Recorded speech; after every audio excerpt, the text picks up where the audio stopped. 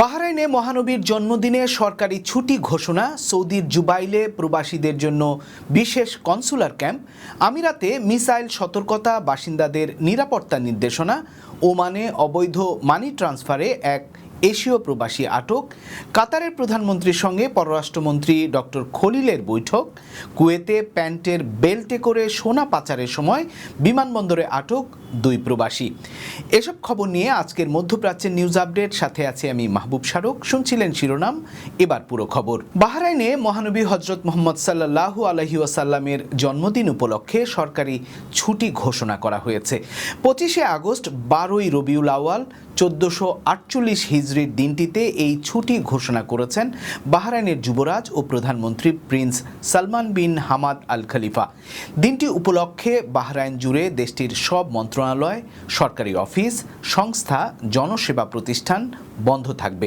সরকারি ছুটির দিনটিকে ঘিরে বাহরাইনের ধর্মপ্রাণ মুসলমানরা ইবাদত বন্দিগিতে দিন কাটাবেন।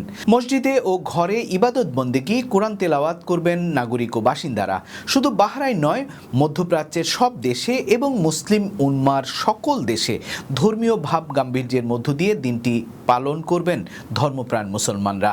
দিনটি মুসলিম বিশ্বের সব দেশেই সরকারি ছুটি থাকে। সৌদি আরবের জুবাইলে বসবাসরত বাংলাদেশি প্রবাসীদের জন্য বিশেষ কনসুলার ক্যাম্পের আয়োজন করেছে বাংলাদেশ দূতাবাস রিয়াদ। এই পাসপোর্টের অতিরিক্ত চাহিদার প্রেক্ষিতে আগামী 22 ও 23শে আগস্ট জুবাইলের আল জাহরা রাবিয়া, যা তাহলিয়াতের উল্টো পাশের এলাকা, সেখানে একটি বিশেষ ক্যাম্প অনুষ্ঠিত হবে।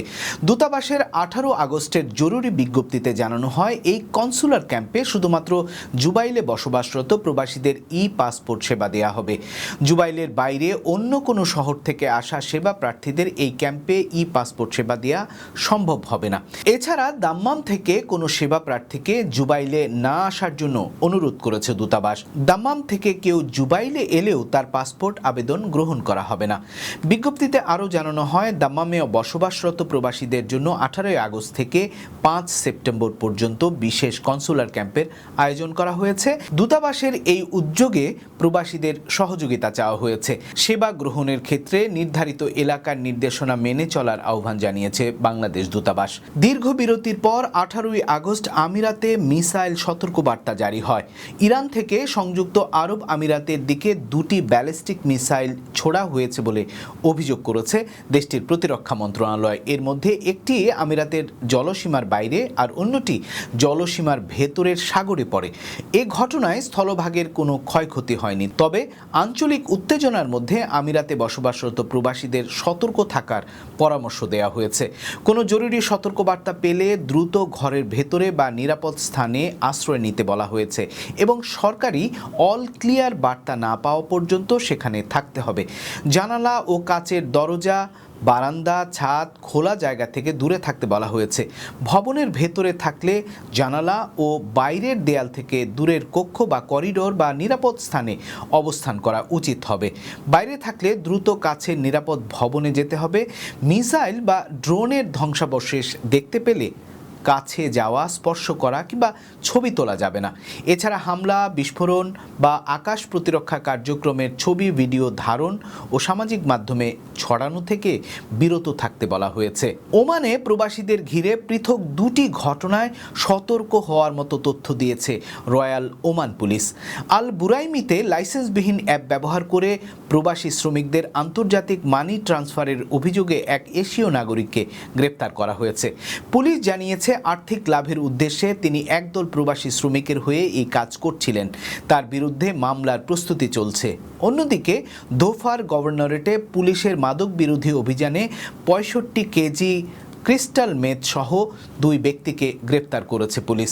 তাদের একজন ইয়েমেনি, অন্যজন এশীয় নাগরিক। তবে তিনি কোন দেশের সেটি জানানো হয়নি। 2টি ঘটনাতেই ওমানে বসবাসরত বাংলাদেশি সহ সব প্রবাসীদের জন্য গুরুত্বপূর্ণ সতর্কবার্তা হলো, অনুমোদনহীন কোনো অ্যাপ বা ব্যক্তির মাধ্যমে ইন্টারন্যাশনাল মানি ট্রান্সফার না করে বৈধ ও অনুমোদিত ব্যাংকিং বা মানি ট্রান্সফার চ্যানেলের মাধ্যমে টাকা দেশে পাঠানো উচিত। অন্যের হয়ে অর্থ পাঠানোর ক্ষেত্রেও আইনি ঝুঁকি সম্পর্কে সতর্ক থাকতে হবে। একইভাবে অপরিচিত ব্যক্তি বা সন্দেহভাজনের প্যাকেট, ব্যাগ বা মালামাল বহন করা থেকে বিরত থাকতে হবে। কারো প্রস্তাবে মাদক বহন বা সংরক্ষণে জড়ালে গুরুতর শাস্তির মুখে পড়তে হতে পারে। কাতারের প্রধানমন্ত্রী ও পররাষ্ট্রমন্ত্রী শেখ মোহাম্মদ বিন আব্দুল রহমান বিন জসিম আল থানি বাংলাদেশের পররাষ্ট্রমন্ত্রী ডক্টর খলিলুর রহমানের সাথে বৈঠক করেছেন। মঙ্গলবার কাতারের দোহায় এই বৈঠক অনুষ্ঠিত হয়।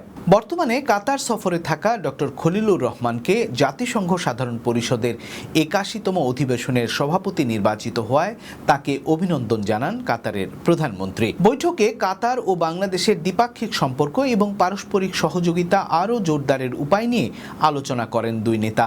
পাশাপাশি আঞ্চলিক ও আন্তর্জাতিক বিভিন্ন সাম্প্রতিক পরিস্থিতি এবং দুই দেশের অভিন্ন স্বার্থ সংশ্লিষ্ট বিষয় নিয়েও তারা মতবিনিময় করেন। এর আগে জ্বালানি ও অর্থনৈতিক সহযোগিতা জোরদারের লক্ষ্যে কাতারের state minister for energy affairs engineer Saad bin Sherida Al Kaabi ও দেশটির অর্থমন্ত্রী আলী বিন আহমেদ আল কুয়াইরির সাথেও বৈঠক করেন ডক্টর খলিল। কুয়েত আন্তর্জাতিক বিমানবন্দরের টার্মিনাল 4-এ বেল্টের বাকল ও ব্রেসলেটের আড়ালে সোনা পাচারের দুটি চেষ্টা ব্যর্থ করে দিয়েছে কুয়েতের কাস্টমস কর্তৃপক্ষ। ঘটনায় দুই এশীয় প্রবাসীকে আটক করা হয়েছে। দুই যাত্রীর কাছ থেকে মোট 855 গ্রাম 24 ক্যারেটের সোনা উদ্ধার করা হয়। বিমানবন্দর থেকে যাত্রার সময় তাদের আচরণ সন্দেহজনক মনে হলে কাস্টমস কর্মকর্তারা তল্লাশি চালান। প্রথম যাত্রীর কাছ থেকে 353 গ্রাম খাঁটি সোনা উদ্ধার করা হয়। সোনাটি প্যান্টের বেল্টের বাকলের আকৃতিতে তৈরি করে কালো রঙের প্রলেপ দেয়া হয়েছিল যাতে সহজে শনাক্ত করা না যায়। অন্য যাত্রীর কাছ থেকে উদ্ধার করা হয় 502 গ্রাম সোনা। পাশাপাশি 162 গ্রাম ওজনের একটি সোনার ব্রেসলেট রূপার প্রলেপ দিয়ে অন্য ধাতুর তৈরি বলে দেখানোর চেষ্টা করা হয়।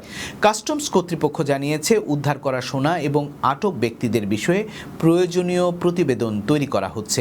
ঘটনাটিকে কুয়েতে প্রবেশ বা দেশ ছাড়ার সময় মূল্যবান সামগ্রী বহনের ক্ষেত্রে প্রবাসী যাত্রীদের জন্য গুরুত্বপূর্ণ সতর্কবার্তা হিসেবে দেখা হচ্ছে। এই ছিল আজকের মধ্যপ্রাচ্যের নিউজ আপডেট। আল্লাহ হাফেজ।